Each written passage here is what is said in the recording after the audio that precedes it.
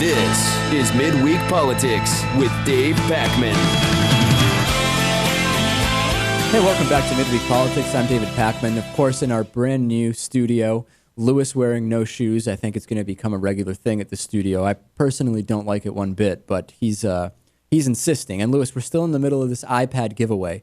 2 ways to get involved in that. You can become a member, or you can just sign up for our newsletter. I know Lewis has done both already, but of course Lewis can't win the iPad because he's involved with the show.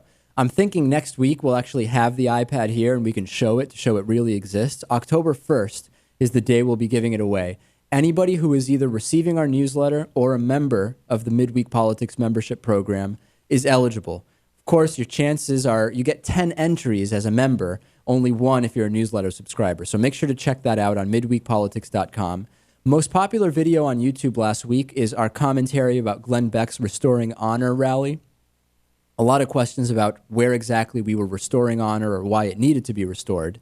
But there's a lot more to talk about related to that. And the thing I want to bring up is that Glenn Beck is now comparing, this is going to seem unbelievable, but I'll play it for you. Glenn Beck is comparing him going up there and getting people to give him money for to the American Revolution. He is comparing Sarah Palin being paid $75,000 for a few minutes of refutation to freeing the slaves. I'm not making this up. Let me play this for you. See if you can make heads or tails out of it. The third great American awakening. There have been 2. One started by George Whitefield, and it led to the American Revolution. The second one happened in the 1840s and 50s, and it started with people of faith, of all faiths, and it led to the freeing of the slaves. This one is going to restore our Constitution. It's going to restore individual responsibility. It's going to restore faith, hope, and charity. Can you believe this? Do you have any idea the magnitude of what Glenn Beck is talking about here? He was comparing this absurd rally that he had, which, by the way, he's claiming 500,000 people were there. It sounds like it was about 80,000 people. To when the slaves were freed, Lewis. What do you make of this? I don't know. It's just crazy. I mean, I don't know what to say about it. If you believe that if you believe Glenn Beck is not explicitly racist in the things he has said, there has to be something implicitly racist about comparing a teabagger-attended, essentially all-white crowd rally to the freeing of the slaves. Is there not? There has to be something slightly, just implicitly racist about that. First of all, I'm just really confused at what he's trying to accomplish and what the rally was trying to accomplish. The third major revolution in U.S. history. Right. It's still confusing, even when you put it that way. Next thing you know, I mean, he's going to be touting the unveiling of the newest chalkboard that he's going to write on during his show to the day we discovered the earth was round. I mean, not that we've proven that. I know that if you ever have seen The View, you know that not everybody believes the earth is actually round. We haven't proven it.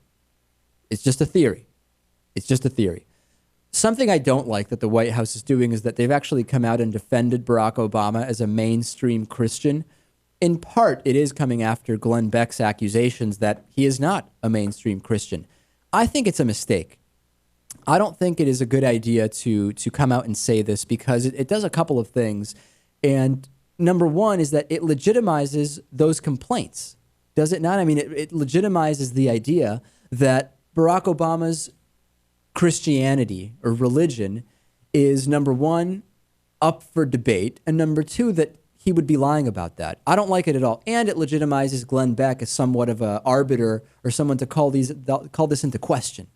Well, we talked about how they were not doing this, maybe even last week. And then I said it was not a good idea to do it. Right. Well, apparently they thought they've held out long enough and they felt the need to do it. Maybe you're right. I mean, no one, by the way, is mentioning that Sarah Palin might be a Christian nationalist. That's what's interesting to me.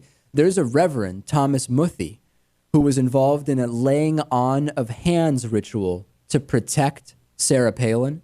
And our TV audience can actually get a look at exactly what this looks like. And I'm taking a look at it right now. And it's, to tell you the truth, it's quite bizarre. He did this to protect Sarah Palin during her campaign. And this is the same church that adopted the language of witchcraft to express their belief in the battle between good and evil. This is Christian nationalism. And they not only believe, the extreme Christian nationalists not only believe that the U.S. was founded as a Christian nation, but that its institutions should be run entirely by fundamentalist or evangelical Christians, and that any non-religious humanists, as they call them, should not be involved in directing anything. There's almost no discussion. There was a little bit of this during the actual campaign where Sarah Palin was a vice presidential candidate, and I understand she's not the president, so naturally there wouldn't be as much discussion about it. But it's barely on anybody's radar, is it not, Louis? I mean, I'm assuming it's the first you've heard of it. Yeah, you're right. Never heard of it. And to me, it sounds dangerous. And by the way, I know we get emails saying, you know what, I never criticize anybody who's Jewish. I'll criticize extreme Muslims and extreme Christians and so on and so forth. I'm going to play a clip for you here. This is Rabbi Le Pen, and he is saying something I really don't like about atheists. And this is, I'm not condoning this comment. This is a rabbi. Presumably he is a Jewish rabbi because that's what it means. And this is for everybody who says, I never criticize Jews on the show. Take a look at this.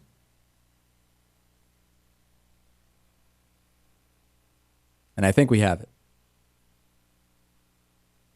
I believe we have it. Yeah, look, I'm friendly with a number of atheists, and some of them are awfully good company, pleasure to sit down and have a beer with. But I tell them directly, I do believe that atheists are parasites in the sense they're benefiting from everything that religious culture has built in America, but they're doing nothing to add energy into the system.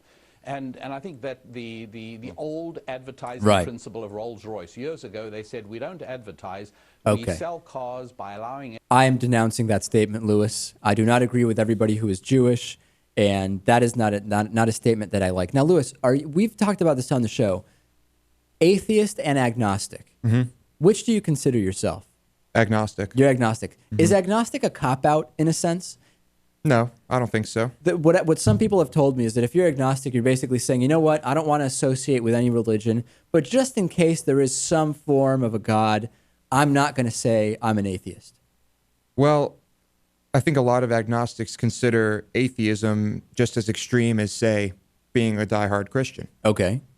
I mean, you're just saying no one really knows. Right. That's what you're saying. By being an agnostic. Right. Yeah, I mean, I'd have to say, for me, it's very hard for me to believe that there is some kind of underground, some baseline level of spirituality and some kind of deity, that it depends on a guy who was supposedly born to a virgin 2,000 years ago. It's hard for me to buy into that. It's hard for me to buy into... Well, when you're agnostic, you're not necessarily saying maybe the Bible happened. That's exactly right. So that's why, to me, it just sounds like it's very possible that there is some spiritual... Like I'm friends with everybody agnostic? Some spiritual basis, but it cannot possibly be tied to Jesus. It can't possibly be tied to the specific characters that are in the Bible or in the Muslim religion. Or to me, it doesn't sound like a cop-out to me. I think you agree with this. Yeah. Well, that's good. It's good to hear.